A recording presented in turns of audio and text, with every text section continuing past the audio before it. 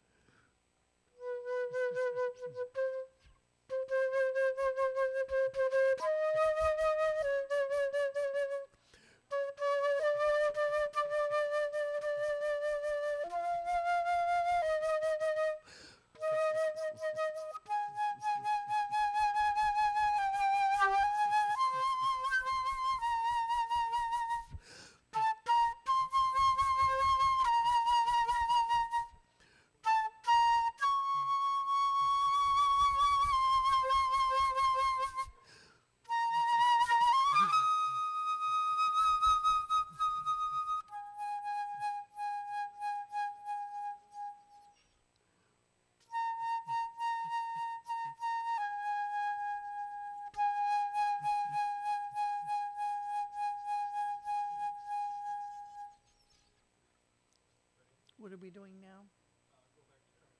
Track one. Give me a second here.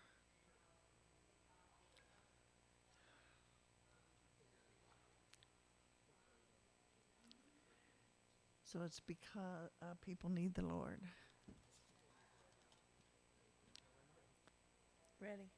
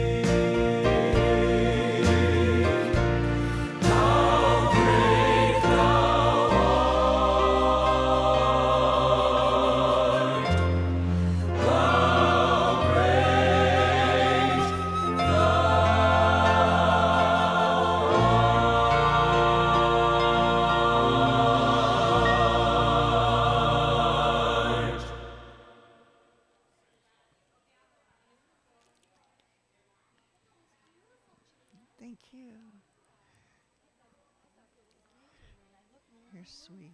You're sweet.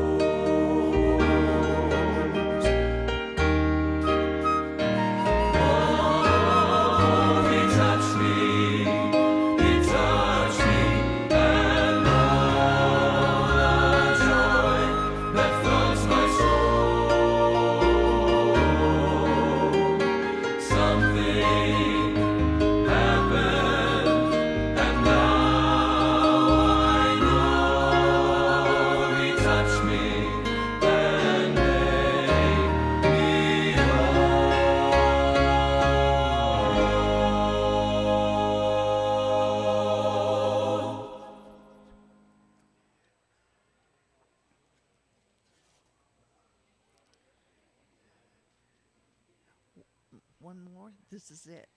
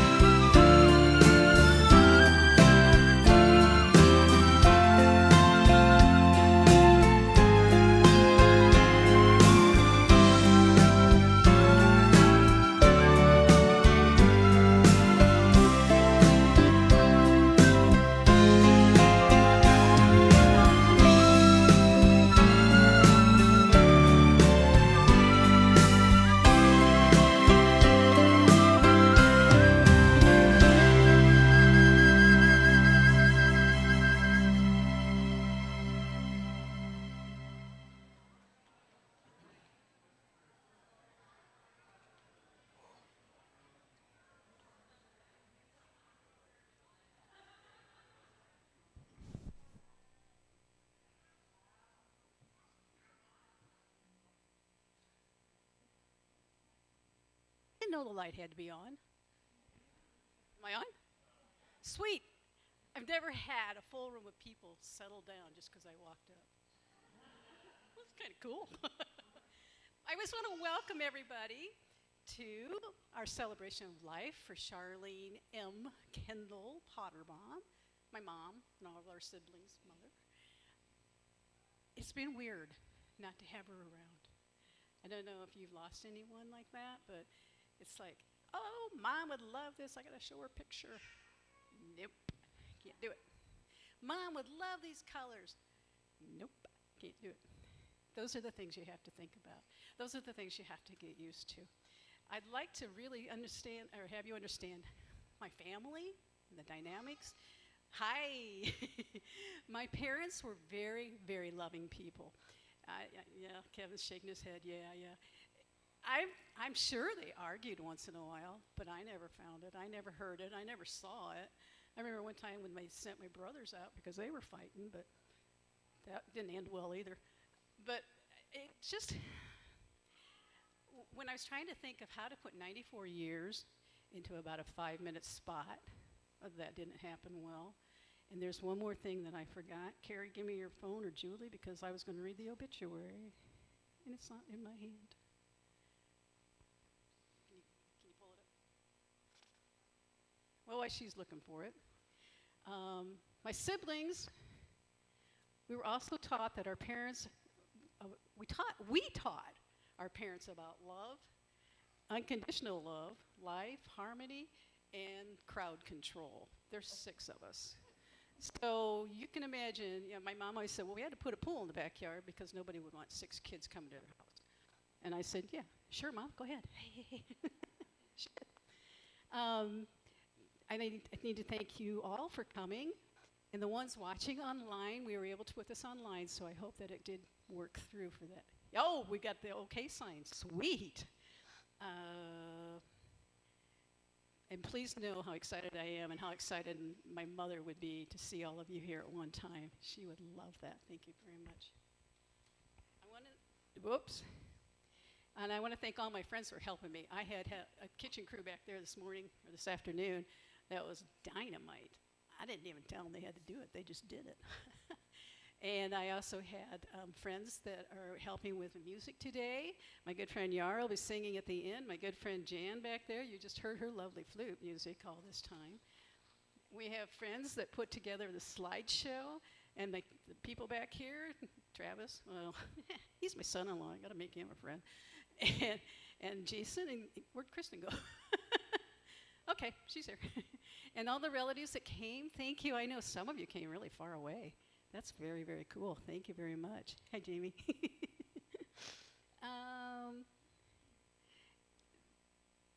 I would like you to know that how much it means to have us all celebrate together, that Mom would really be delighted, really delighted. And the other thing, it's not last and it's not least, but it is important. I want to thank Jesus for keeping us safe and loving us unconditionally. Mom would want it that way. She always said, when I die, don't you let those kids, don't you guys separate just because I'm gone. So now we got to keep our word, people. Got it? Got it? Got it? Got it? Okay, good. Okay, let me read the obituary. By the way, this obituary was written by my sister-in-law and my sister, and they did a fabulous job. Very good. Charlene Maureen Potterbaum, July 20th, 1932 to May 30th, 2026, Columbia, Tennessee. Charlene Potterbaum of Columbia, Tennessee, formerly of Elkhart, Indiana, went to be home to be with the Lord on May 30th, 2026, at the age of 93. She leaves behind a legacy built on the things she loved most: love, people, and words. Born in Elkhart, Indiana, Charlene became the wife, a mother of 6, and a wordsmith. She had loved writing from an early age, and through her pen, she built a life that touched readers across the world. She often described herself simply as as a lover of God, people, words, and chocolate. Deeply rooted in her faith and absolutely irrepressible in her sense of humor. Her writing life began with If You See Lenny, and she went on to publish her national bestseller, Thanks Lord, I Needed That, in the 1970s. The book that introduced readers to the voice that would make her beloved, funny, faithful, and full of grace. She followed it with the joy of 6, named for her children. Later in life, she fearlessly co-authored Granny and the Gay Guy and An Unconditional Friendship with her dear friend and co-author James Pauly. But her greatest art was loving people well. Charlene had a gift for making every person who crossed her path feel seen and loved, family, friends, strangers, and fans. Alongside her writing, she enjoyed quilting meaningfully. The quilts that you see here in the room are mostly all made by her. One wasn't. One of her quiet joys was making quilts for critically wounded service members, sending hand-stitched comfort to hospitals serving troops in Iraq and in Afghanistan. She also once quilted a wall hanging of Carol Burnett's great-grandmother's home for the comedian Carol Burnett herself. A story she loved to tell with a twinkle in her eye, and it was. She was preceded in death by her beloved husband, Eugene Potterbaum, who she was married to for 63 years, and her son, Mark, and Becky, is here today. She is survived by her children, Lori B. Potterbaum. It's Lori B because my sister's name is Lori also, and I think Lori's middle name starts with a B too, doesn't it? Yeah, I thought it did, but it worked out really well because it's Lori A, Lori B. And by the way, my brother only marries people that he has a relative named after, apparently, because his first wife was Charlene, and that made some real good stories. Real good stories. Anyway, she's survived by her children, Lori B. Potterbaum, Don Potterbaum, Fran Hunter, Janice Engel, that's me, my husband's deceased, Lori Potterbaum, Fritz, Jamie Potterbaum, is Wanda here today? Oh, didn't see Wanda, okay, all right. Along with her many grandchildren and great-grandchildren who carry her wit, faith, and sweet love forward. Very true. Charlene was bright. She was happy. She was hilarious. She loved deeply, prayed bravely, laughed loudly, believed in second chances, and above all, in the goodness and kindness of God. In her final years, she had begun writing one more book, one she never got the chance to finish. Its title was How Do They Hug in Heaven? A question only Charlene would think to ask. The woman who titled her bestseller, Thanks Lord, I Needed That, has now become welcomed home by the Lord she thanked her whole life through. And at long last, she finally knows how they hug in heaven. A celebration of life will be held at Elmsville Road Church of God, Elkhart, Indiana, Tuesday, June 30th at 3:30. It must be a misprint. It's supposed to be 3 o'clock. My fault. By the way, we're running on Janice time now. So, okay, thank you for that. Julie, I'll leave it up here. Okay. The legacy my mom left was deeply rooted in her faith. She shows her love for everyone, and it was demonstrated her her love in the family, in the book, and even to strangers. Growing up at the Potterbaum's house was delightful. It really, really was. There was nothing you could say bad about it. If you do, I'll smack you. No, I won't.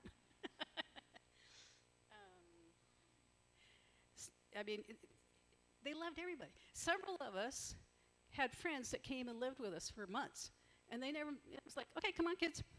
We're going. Come on, kids. Didn't matter who you were. Come on, kids. And they didn't ask questions. They just said, welcome. And we had good times.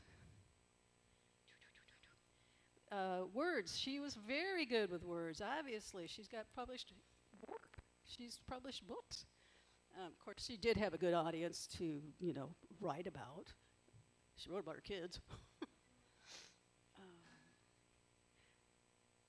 She had lots of stories, and I wish I had time to tell you even one of them. The best one, and it's in one of her books. I think it's either in Joy of 6 or If You See Lenny, about the missionary. Is it If You See Lenny? It's in the first one. If You See Lenny. You got to read that. I wanted to say it, but I couldn't do it as good as she did, and I thought, no, you're just going to have to get a book. Get a book. If you don't have, I know a lot of you already have them.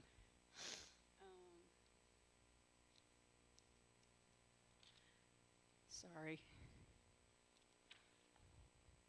Children, for a time in our childhood, My siblings and I had to be very careful about what we did and said because we knew it was going to end up in a book. Now that's hard with your teenage years, because that's when she was writing books when we were teenagers. No, you weren't, but I was. But yeah, it was a time where we knew, be careful. She had many friends, and thank you for being here as Mom's friend. I do appreciate that. Chocolate. Now we get into the chocolate part. I hope you enjoyed your chocolate out there. There's plenty more. Please eat it on the way out as well. We've got plenty. But we had fun. My friends came. They came through for me big time on the chocolate. My one friend says, "Wow, look at all the chocolate." I said, that was the whole thing. That was the demand. That was the goal. Probably one of her best days was when the hospice nurse told her, whispered in her ear, "Charlene, it's okay. You can have as much chocolate as you want." My sister wanted to shoot her, but she told her anyway. And she did. She had pinwheels were her favorite, and I have some out there in a dish. She called them her chocolate donuts. She was very creative. Unless you didn't know what she was talking about, then you had to look around the house and like, whoa. That happened too, didn't it? I think she liked chocolate so much, I can tell you honestly that was her love language. I think she was. Well, I hope you've enjoyed your chocolate treats as you came in. And I enjoyed all the chocolate. I don't know if you have any in here in the service or not, but if you do, it's okay. Keep eating. That's fine. And after, I'm going to let Julie speak. Julie's my daughter. It's her granddaughter. And I'm going to let her do a little speech. And after Julie's finished, we'd like to hear from you guys. If there's any stories or fond memories or things that you know that I don't know. That'd be fun. Secrets. Woo. Okay, Julie.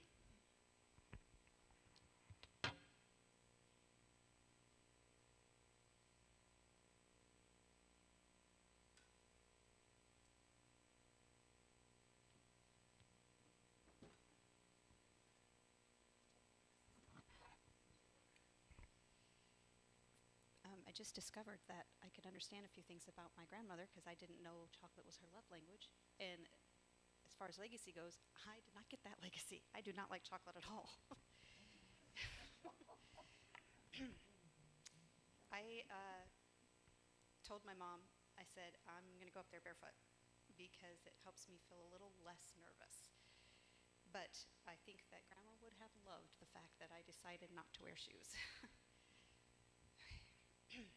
Charlene, Mom, Grandma, Grammy, Granny, whatever you called her, she was like a mighty wind.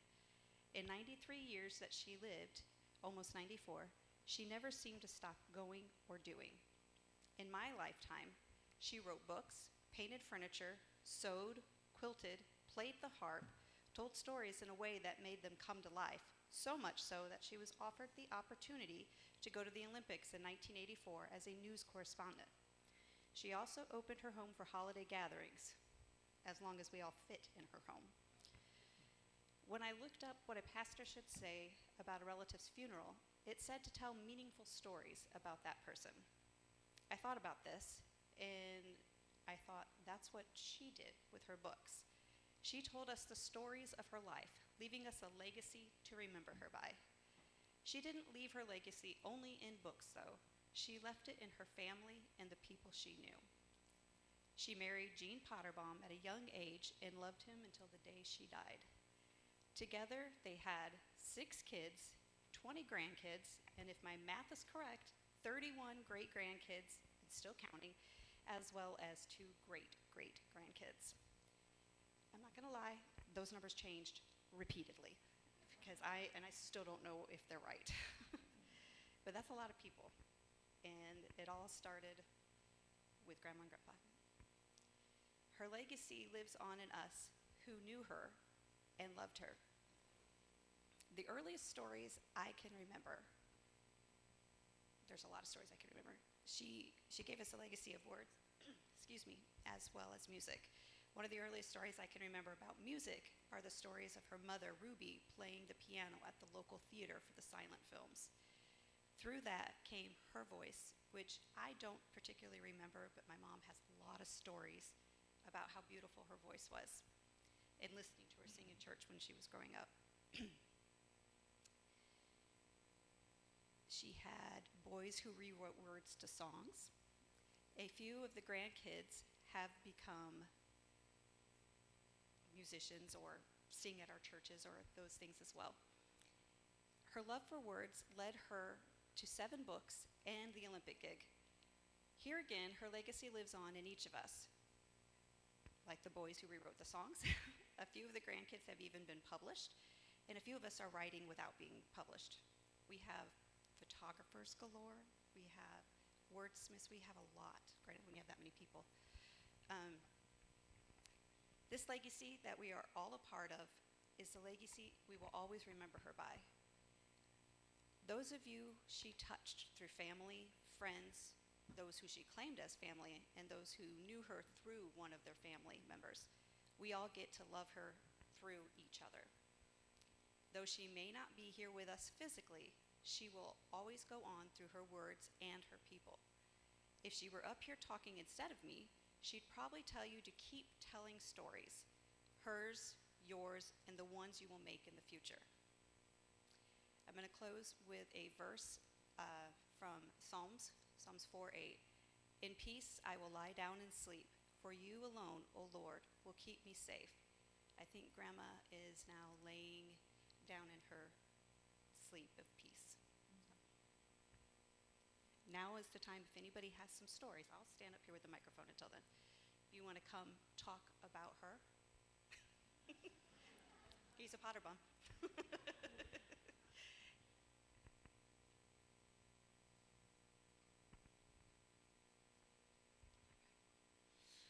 I'm Becky. Charlene was my dear mother-in-love, not mother-in-law. I married her son Mark way back in 1984, and she instantly showed me so much love. I loved her like my own mother.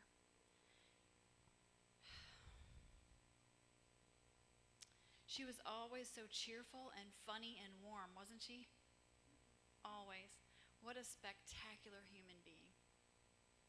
I learned so much from her, everything from quilting, wallpapering, decorating, and how to be a fun mom. That was great. She would have us over for dinner claiming she couldn't cook, but those meals were the tastiest and hold the warmest memories because there was nothing better than time at Mom and Dad's house. You guys remember that? And finally, a meal I didn't have to make myself. I enjoyed that. Yeah. She also hosted on several occasions the bed and breakfast guests. We had a bed and breakfast in Middlebury for 10 years. One time allowing us to go on a several-week trip out to the West with my extended family. That was such a blessing. But she loved it. You know, she was a hoot. She loved to, tell her stories and be with perfect strangers. That wasn't a problem for her. She was always there for us, cheering us on, empowering us with her possibility thinking. Do you remember that about her? Possibility thinking. Loving us into being our best selves. I was privileged to have her as a partner in my Arbonne business for 15 years, where we got to work together and grow together. What a joy to spend my entire married life of 40 years with this lighthearted, chocolate-loving, that's coming again, forward-thinking, courage-bearing, uber-creative treasure. My life was better because of Charlene Potterbaum. I love you, Mom, and I'll miss you. Anybody else like to speak?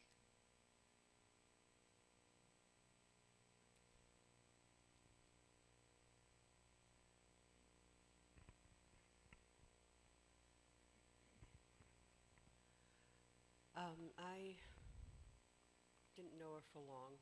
I'm Angel, a friend of Carrie and Travis and Jan. And I met her when she moved in with Jan. I would go over to their house on Fridays to play games. And she would come out of her room, see me, and say, "Oh, it's Friday again." And we would talk, and she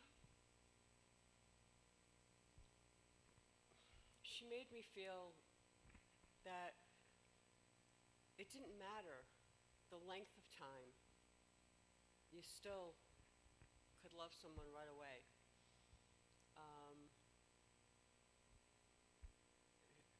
I felt like I was part of her family from the get-go, and I love that about her. But the story I really wanted to tell was when Carrie and I went to Florida, and she was living in Tennessee at the time, and we stopped there to visit.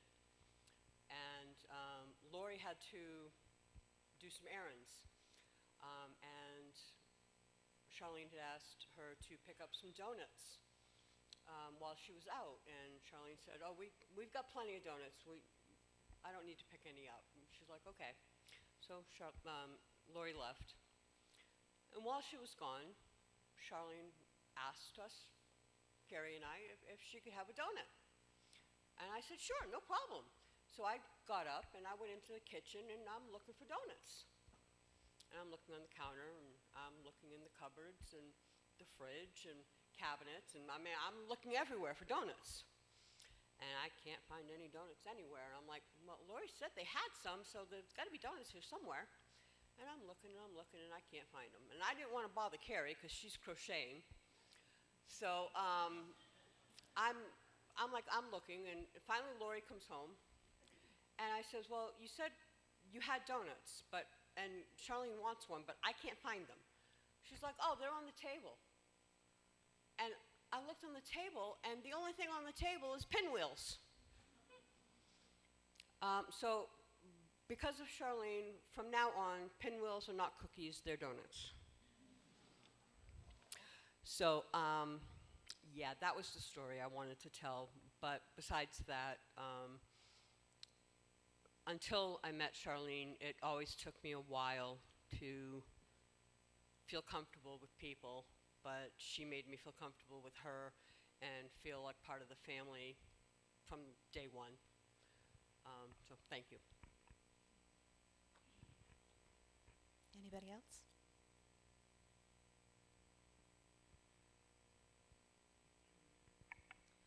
I had something already thought of that I was going to say, but then when somebody was talking about singing, I thought, oh my gosh, I forgot all about that. When Kevin and I were married, which will be 55 years in December, Charlene sang at our wedding. And back then, that was not really acceptable. She sang, what was the song, Kevin? There's Love, which was just a very popular song at that time, but it wasn't something that you sang in a church. So we got a little bit of kickback from that, from some of the people that went to that church, but we didn't care. We were young. We loved it. We loved her. I had forgotten all about that until today. But we had such wonderful times with Jean and Charlene. We were so young. We had a 2-year-old son, and we were new Christians, and we would go over to their house all the time.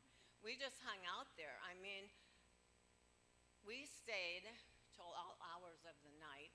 I was thinking about that the other day, and I thought, how many years are between us and them? And it was like, I think it was like 20 some years, so they were in their 40s, and we were in our 20s, so we had a lot more energy, plus they had 6 kids, but they never, ever made us sleep. They never made us feel like, oh my gosh, they're keeping us up all night, you know. So it was just wonderful years with them. Not that they were just family members, because they're my husband's cousin, but just the kind of people that they were. I mean, I just have so many fond, loving memories of her and Jean too, both of them together. And the kids were little and growing up, and it was just so much fun.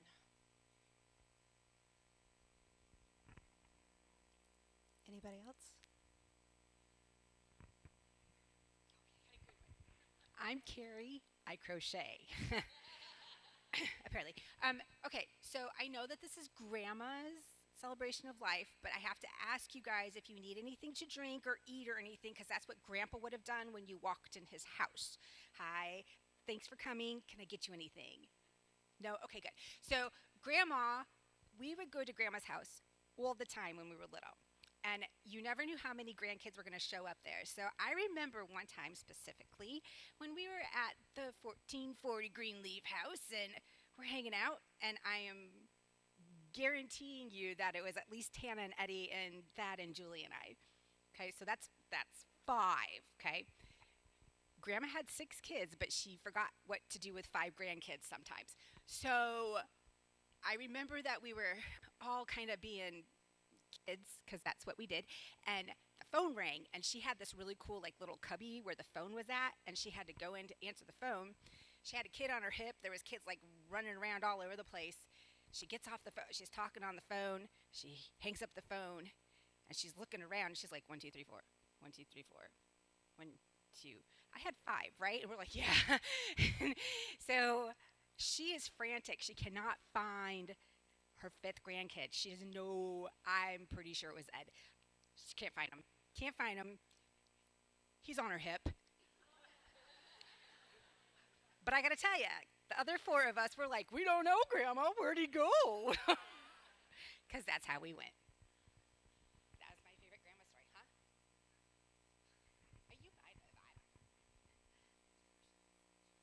In her defense, it was Eddie she lost, and she had me and Eddie, and we are 20 minutes apart, so it's just like having twins. So we'll give her that. Anybody else want to say anything?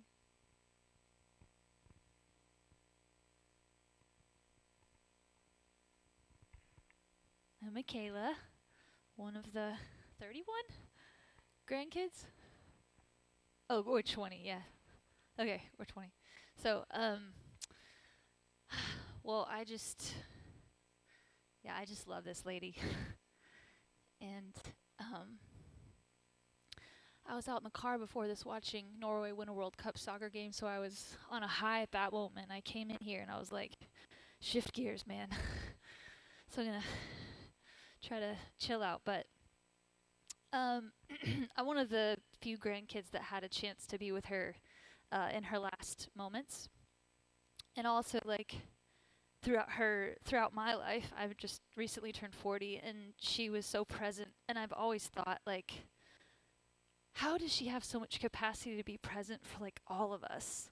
And I feel like all the grandkids, looking at Ashley, and so I feel like we can all attest to, like, she treated us all with such, like, joy and love. And I don't remember any days where, or maybe very few moments or days where she was unhappy or not smiling. Like, through every circumstance in life, I remember that she had, like, an eternal joy to her, and she was constantly positive, but not in, like, a over positive way. Like, she just lived her life in a way that was it was focused on the hopeful side of things instead of the hard parts. And she went through a lot of hard things. A lot of us know her story. We know things she's been through. Losing my dad a couple years ago was very, very hard for her.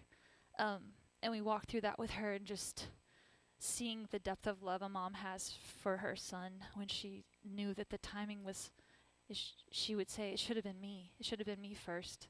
But even in that, she just kept her hope and her love alive in an incredible way. And I just have the fondest memories of her, like, coming to, like, my soccer games, I played so many sports growing up. She came to so many of my games. I know she went to a lot of other of our games, the grandkids. And yeah, just the memories of, like, anybody remember the Texas sheet cake? We, like, go to her house, and she'd just have this huge chocolate sheet cake, Texas sheet. Is that what it was? That was? Yeah, so I just have these memories of this random, like, chocolate cake out in her one butt kitchen. Yeah. She had this tiny kitchen.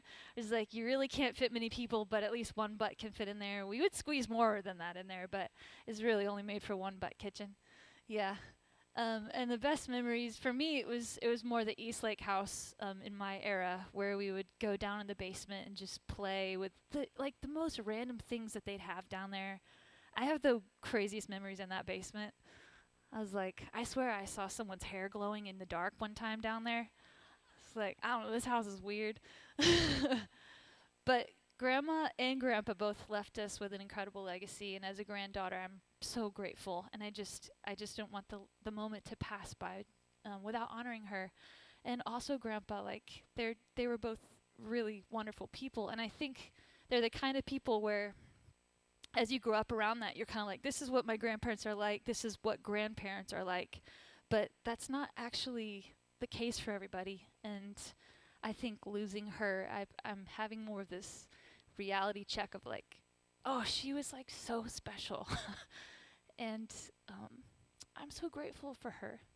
And I don't know, Jim's not here, right?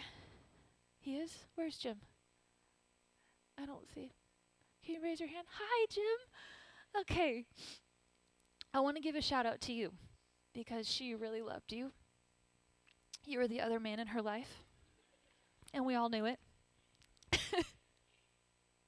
What was that? Jean was okay with it. Yes, Jean was okay with it. But there's so many stories that the fun. I feel like so much of in the last, I don't know how long you guys have been friends. A long time, 23 years. I just want to honor you because she really loved you and appreciated you, and even up to her, we were laughing about this in the last moments after she passed. Even in her hospice room, there was a little dresser in front, and it had a few pictures, and it was pictures of all her kids, pictures of her and Grandpa, and Jim.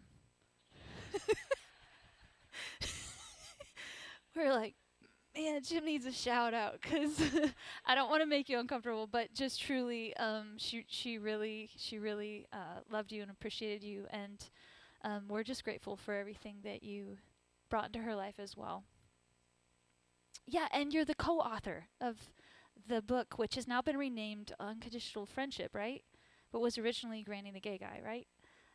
So, anyways, I have just want to wrap up with just saying, on the last weeks before she passed, I know my mom and Aunt Lori were like, you really need to go see her. She's been asking for you, go see her. And so I went to see her one day, and this is the last day I would see her. And I walked in, and I could see she was really tired. She was starting to lose it in her head, and I hadn't seen her much like that yet. It kind of happened really fast, which in a way I'm grateful for. It didn't last a really long time, but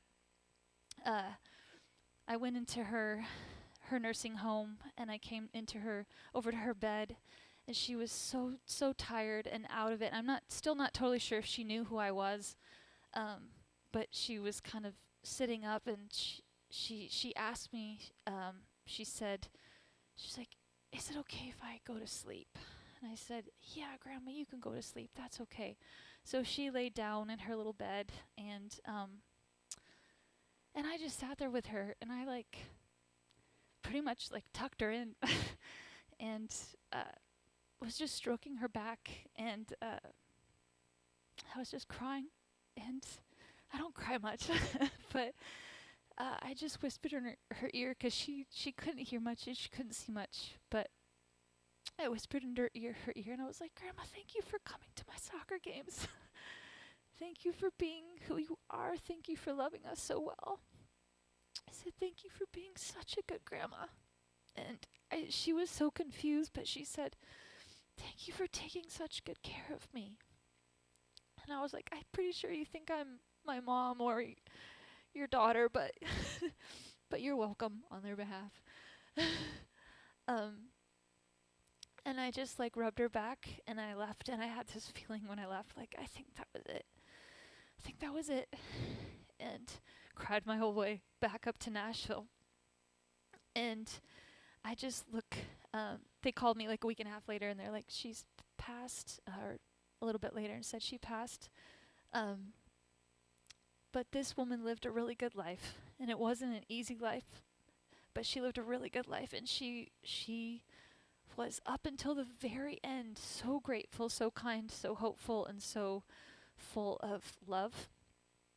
And that's what we knew about her, is that she was, she did know the gift of unconditional love and friendship. And I feel like that's something amazing we can just take with us. I know that's what I'm taking with me, because she was one of a kind. And yeah, anyways, just a little shout out to Grandma. Anybody else?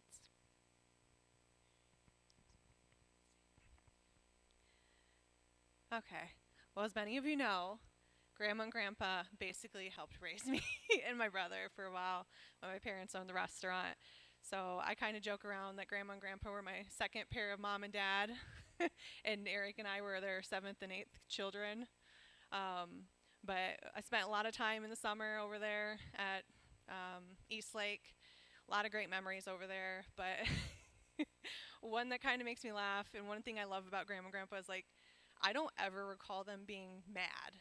Like, I don't think I've genuinely ever saw Grandma and Grandpa mad, and I was there, like, almost every day for a while. So, because they definitely had some reason to be mad at me and Eric, and they never were.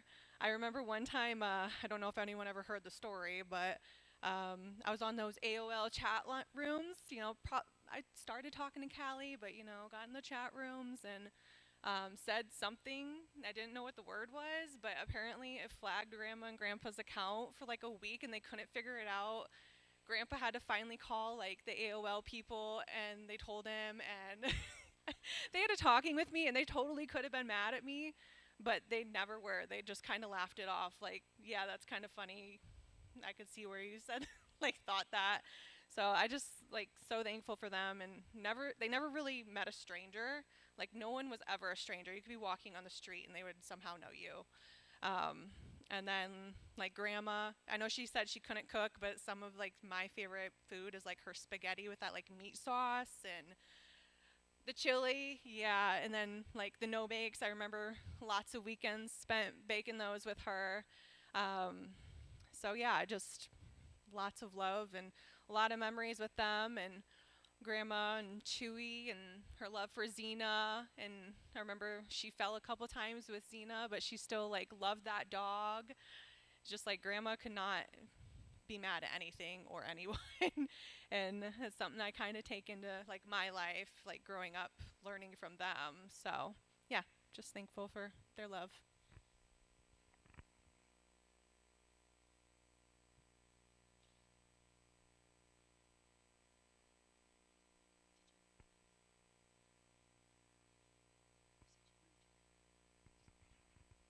My name is Jance. By the time I really got to see Granny, there was a lot of us. I don't know if she could tell one from the other. I think I was the great grandkids. Okay. And I remember one time specifically, I don't know where we were, but we were hanging out with her, and she was talking, and I had brought my sketchbook, and she's like, "Oh, you can draw," and then she told me all the stories of all the people who could draw and sing and do art in our family, and I was like amazed at it. Like, our family is very, very like artistically talented.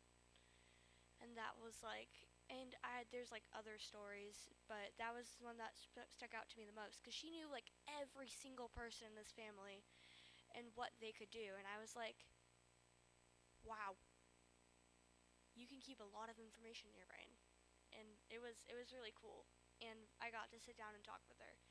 And like I said, there was a lot of us, and I didn't get to see her as much as a lot of the other people did, but that was one of the things that I look back on now, and I'm like, I wonder how many times she had told everybody those stories, like, oh yeah, this great grandkid can do this photography thing, or this kid or grandkid could do art or music. And I was like, that is so cool that you know what everybody can do and that you pay that much attention to that. And that was all. I did forget that she was an artist. That was one thing I remember.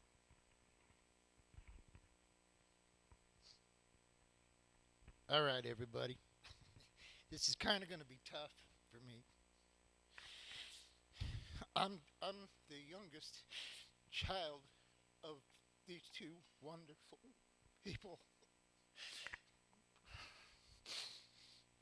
One moment. It was the most blessing to have them as parents. They were the most loving and kind people I knew. Never, ever a fight, ever. Never heard my father yell at my mother. I never heard my mother cry because of something my father did. And I have friends that grew up in atrocious situations. And a quote. I don't know if y'all remember the Ozzie and Harriet show, television show. Well, I'm very close with Matt and Gunnar Nelson, the grandchildren of Ozzie and Harriet. And they loved my parents, and they told me, because my parents were the real Ozzie and Harriet. Their grandparents were actors, and they had a show, but when they met our parents, they realized I got to be raised by the real Ozzie and Harriet, and they truly loved their presence. They treated them like a king and a queen, and it made me feel ultra special to see them being treated like that. Mom was an artist. I'm an artist. We had a special bond. When everyone around me told me that what I wanted to do was impossible, that there's no way you can do that, that's make-believe. There was one person that said, don't you listen to one of them. You can do anything you put your mind to, and if you stick to it, don't quit, don't veer off to the side. Stay focused. It'll happen. And it did. It did. And I owe this to my mother. I watched her write books, paint pictures, create things for people to enjoy. She was an artist through and through. She even made her food arty. She made, like, what was that stuff called? Marzipan, fake candy, looked like fruits and junk. Everything. I mean, she was just a creative, wonderful, creative person. Both of my parents were wonderful, but I think this, I drove a long way. I mean, it's my mom, but I'm not going to leave without, I told Shelley I'm not saying anything. I got stage fright. But I can't leave without saying something. I'm sorry. It's tearing me up. I was very close with my mother, and I got to be with her, like Becky and Michaela. I got to be with her till the end, and got to cue in on what she was experiencing. And she was being visited by our relatives.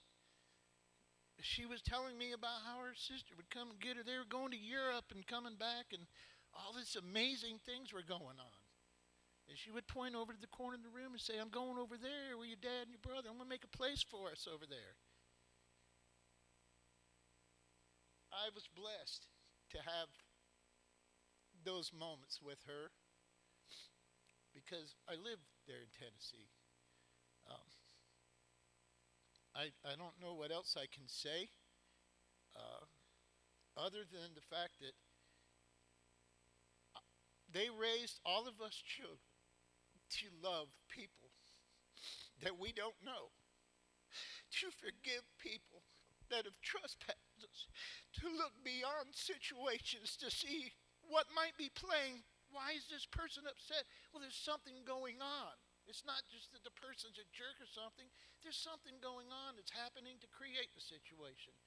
They taught us how to analyze. They taught us how to respect, how to hold the door for somebody, how to literally just make how a smile can change a day for somebody. You just never know. They taught us that. They taught us how to be humans in a society where sometimes it's not very human. They taught us how to look through that and still love. I'm very grateful and thankful, and I'm going to say it right here in the house of God. Thank you, Jesus, for the blessing of these two wonderful people as my parents. Because no matter what, when I die, I'm going to know how blessed I was as a human on this earth. I mean, some of you know me, and you know I'm pretty much a loafer. Somehow it's working. I don't know why. I have jobs where I don't work. I just got to be there, and they give me money for it. I'm grateful, you know. But like I said, I'm not going to leave without saying something about my mom and my dad. They were awesome, and I owe everything that I know about unconditional love to those two people. And I have to say this to all of my siblings. I have a wonderful family. Cousins, like all of this has made it easier for me to be here right now because as you can see, it's tearing me up a little bit, but because of all of you, it's made it easier for me. This is my grandson, by the way. Go get him, buddy. You want to say anything? I think he probably wants to get up in those drums, to be honest with you. Michaela should play a drum solo for Mom at the church just to end it all. That would be good. Okay, that's what I have to say. Thank you all for being you and being a part of our family and friends. And, you know, we're going to move on. We're going to carry on the tradition of what she taught us. And, you know, I worked for celebrities, and every celebrity that I know that ever met my mom and dad were just blown away by them. Loved them, and they treated them like kings and queens. And, you know, grateful, very grateful. That's it. I'm out. I'll start rambling anymore.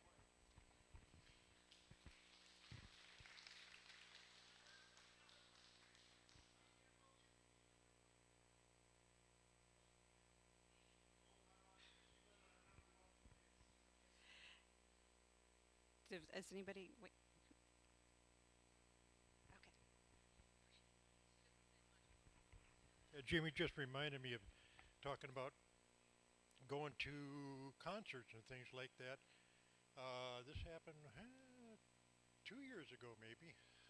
Jamie was playing in Columbus, Ohio, and Mom asked me, can you give me a ride over there? I said, yeah, sure. We go over to see Chris Cagle. And we hang out at the band, it was an old church, a really neat place. They had a thing in the basement. We had to go down there. Well, Mom's going down the stairs of this church of 18, sometime before Methuselah. And the stairs are like straight down like this. And we're going over there and stuff. Hung out with them, had a great time. Saw the concert. I don't remember Chris, gave him a shout out or something like that.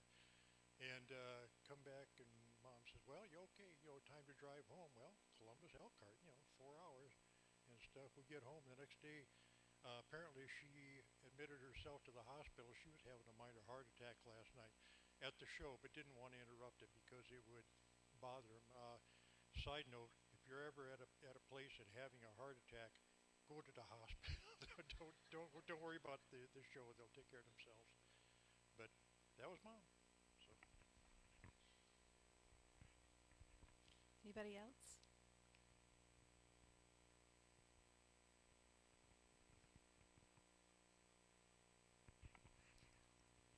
Um, 30-some years ago, I was at home, single, with my little kids. We just built a brand new house, and I did genealogy. And this Lorraine got a hold of me on the internet. I think we're related. So about a year later, Char and Lorraine show up with their husbands in this makeshift big RV. Muddy, my whole yard was muddy, it wasn't in yet. And they came up and they laughed. Oh my gosh, all I can remember is all the laughing we did.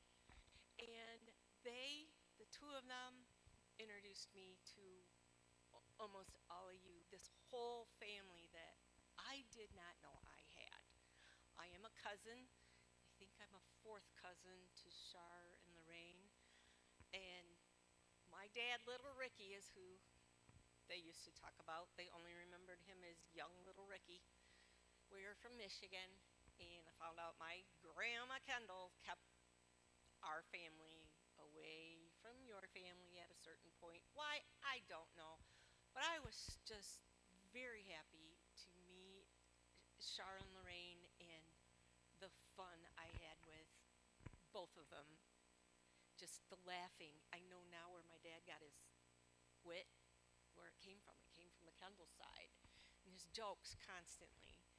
The one thing my favorite memory is me and my sister went to stay with Char, and I think we went to one of Jamie's concerts together. And that night, we went into the bedroom. She gave us the first floor. Why? I don't know. We could have gone up to the second floor. We're much younger. She gave us their bed. And Jean slept in the chair. So we went into the bedroom to pull down the covers, and Chewy would not let us in that bed. It took us a half hour to just touch the bedding to pull it back. We had to grab treats, throw them out, so Chewy would run after him. But Chewy got the idea. It wouldn't run out there and come back, and just would not let us in that bed. And both Jean and Char saying, we'll do this, we'll do this. It did. It took us a half hour to get into that bed. But I've had so many more memories with Char between Indiana and Tennessee, visiting her everywhere. I just so thankful that I got to meet you all. Because at one point, I met all of you cousins at some place sometime. And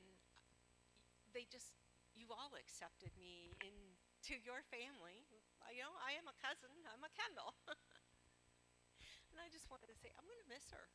I used to call her. I was hoping to get down and see her one more time this summer, but God chose to take her home.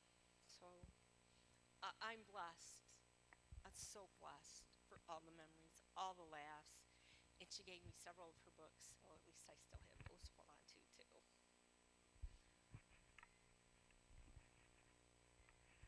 Anybody else? There's a lot of people here, which means there's a lot of memories. And I know that not everybody wants to get on a microphone. So is this Yar's turn now? All right, Yar, you're up.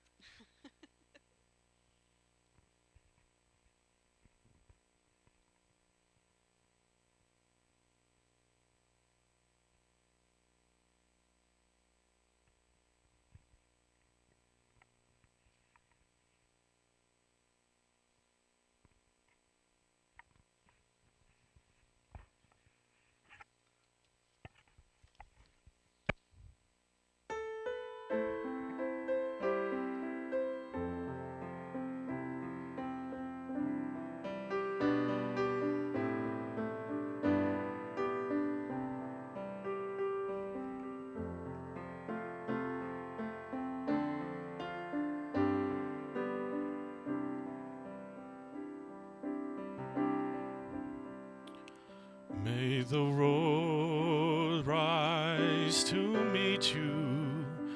May the wind be at your back. May the sun shine warm upon your face. May the rain fall softly on your feet.